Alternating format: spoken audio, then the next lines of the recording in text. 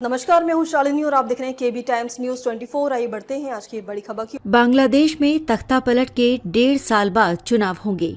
अंतरिम प्रधानमंत्री मोहम्मद यूनुस का ऐलान। 4 दिन बाद शेख हसीना को सजा सुनाई जाएगी। बांग्लादेश में अगले साल फरवरी में 15 तारीख से पहले संसदीय चुनाव होंगे।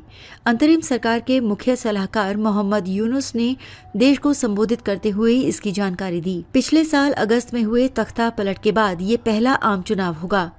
वहीं शेख हसीना के खिलाफ दर्ज मानवता के खिलाफ अपराध मामले में आज फैसले की तारीख का ऐलान हो गया है। ढाका की इंटरनेशनल क्राइम ट्रिब्यूनल ICT 17 नवंबर सोमवार को अपना फैसला सुनाएगी। आज फैसले से पहले ICT के आसपास सुरक्षा के कड़े इंतजाम किए गए थे। फैसले के खिलाफ अवामी लीग ने लॉकडाउन का ऐलान किया था। इसके जवाब में बांग्लादेश नेशनलिस्ट पार्टी और बांग्लादेश जमाते इस्लामी के कार्यकर्ता गुरुवार को ढाका के कई इलाकों में सड़कों पर उतर आए और कुछ जगहों पर जुलूस भी निकाले। पूर्व प्रधानमंत्री शेख हसीना के ऑफिस में आगजनी। दूसरी तरफ बांग्लादेश की राजधानी ढाका में आज दोपहर करीब 1 बजे प्रदर्शनकारियों ने अवामी लीग के मुख्यालय में आग लगा दी।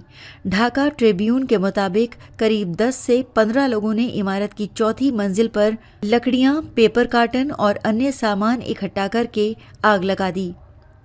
5 अगस्त को अवामी लीग सरकार गिरने के बाद भी इसी इमारत में आग लगाई गई थी। अवामी लीग को बांग्लादेश को बैन किया जा चुका है। बांग्लादेश में चुनाव के दिन ही जनमत संग्रह होगा। यूनुस ने यह भी घोषणा की कि जुलाई चार्टर पर जनमत संग्रह रेफरेंडम भी संसदीय चुनाव के दिन कराया जाएगा, जिस दिन संसदीय चुनाव होंगे। उन्होंने कहा कि मकसद देश में लोकतांत्रिक प्रक्रिया को मजबूत करना है। जुलाई 2025 में देश के राजनीतिक दलों और नागरिक संगठनों के बीच 1 जुलाई चार्टर नाम का संविधान सुधार प्रस्ताव बना था। इसमें 4 अहम चीजें तय करने की कोशिश हुई थी। भविष्य में चुनाव कैसे होंगे, सेना या न्यायपालिका की क्या भूमिका रहेगी, भ्रष्टाचार और मानवाधिकार से जुड़ी नई नीतियां कैसी होंगी, शेख हसीना पर लगे प्रतिबंध जारी रहेंगे या नहीं, चुनाव के साथ जनमत संग्रह भी कराएगी यूनुस सरकार। मोहम्मद यूनुस ने गुरुवार दोपहर को देश के नाम संबोधन दिया। बांग्लादेश के चीफ एडवाइजर मोहम्मद यूनुस ने आज घोषणा की कि राष्ट्रीय चुनाव और जुलाई चार्टर पर जनमत संग्रह दोनों एक ही दिन होंगे। सरकार ने यह फैसला मौजूदा राजनीतिक संकट को सुलझाने के प्रयास के तहत लिया है। यूनुस ने गुरुवार दोपहर राष्ट्र के नाम संबोधन में कहा कि जनमत संग्रह में जनता से जुलाई चार्टर को लागू करने के आदेश पर राय मांगी जाएगी। उन्होंने बताया कि इसके 4 अलग-अलग हिस्से होंगे। यूनुस ने कहा कि राजनीतिक दलों की अलग अलग मांगों के बीच संतुलन बनाने के लिए 100 सदस्यीय ऊपरी संगठन का गठन आनुपातिक प्रतिनिधित्व के आधार पर किया जाएगा, यानी जिस पार्टी को जितने वोट मिलेंगे उसी अनुपात में उसे सीटें दी जाएंगी। उन्होंने बताया कि जुलाई चार्टर के क्रियान्वयन आदेश की तैयारी अंतिम चरण में है और सरकारी राजपत्र यानी गजट की अधिसूचना का इंतजार है। ये सभी फैसले आज सुबह हुई सलाहकार परिषद की बैठक में लिए गए।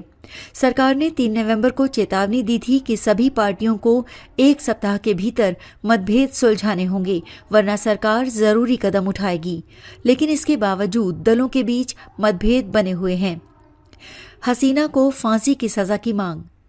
सरकारी वकील ने हसीना के खिलाफ 5 गंभीर आरोप लगाए हैं, जिनमें हत्या, अपराध रोकने में नाकामी और मानवता के खिलाफ अपराध सबसे अहम है। सरकारी वकील ने उनके लिए फांसी की सजा की मांग की है। मामले में बढ़ते तनाव को देखते हुए बांग्लादेश हाई अलर्ट पर है। देश भर में एयरपोर्ट्स और अहम इमारतों पर पुलिस और सेना की तैनाती बढ़ाई गई है। खबरों में अब तक के लिए बस इतना ही। फिर होगी आपसे मुलाकात, तब तक के लिए नमस्कार और देखते रहिए केबी टाइम्स न्यूज 24। ऐसे ही लेटेस्ट अपडेट पाने के लिए हमारे चैनल को सब्सक्राइब करें और तुरंत नोटिफिकेशन पाने के लिए बेल आइकन दबाना ना भूलें। यदि आप हमें फेसबुक या इंस्टा के माध्यम से देख रहे हैं तो हमारे पेज को फॉलो जरूर करें। धन्यवाद।